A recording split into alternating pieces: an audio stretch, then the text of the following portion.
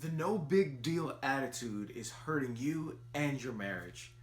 I want to tell you why and what to do about it in today's Marriage Minute.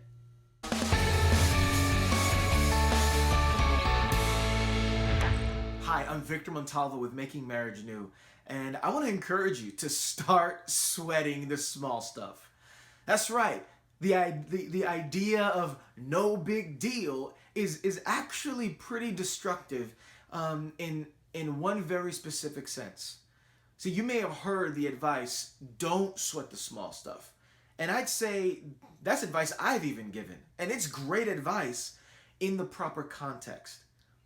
Too often, we are sweating the small stuff in our spouse, and we can be critical or give ourselves over to negative thoughts and negative attitudes and just a negative disposition, because we're just looking at all the small things that make them imperfect humans, that are beautiful but imperfect, and it hinders our relationship. So don't sweat that small stuff, but the small stuff I want you to sweat is the small stuff in you.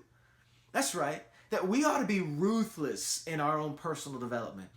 I'm not saying be overly critical and beat yourself up and just deride yourself with a negative self-talk. No, what I'm saying is that when we recognize something's off, even just a little bit, maybe it was a thought that we had towards our spouse, or maybe it was a facial expression or a condescending tone, or whatever it is, that when we recognize the stuff that isn't right in us and how we are approaching our marriage, that we are ruthless about it.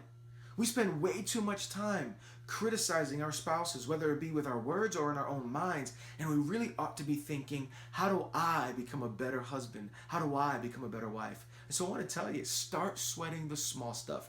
Do it with a smile. Recognize I'm on this journey. I'm getting better. I'm working on becoming the best me, but I'm not going to let the old weak me slide.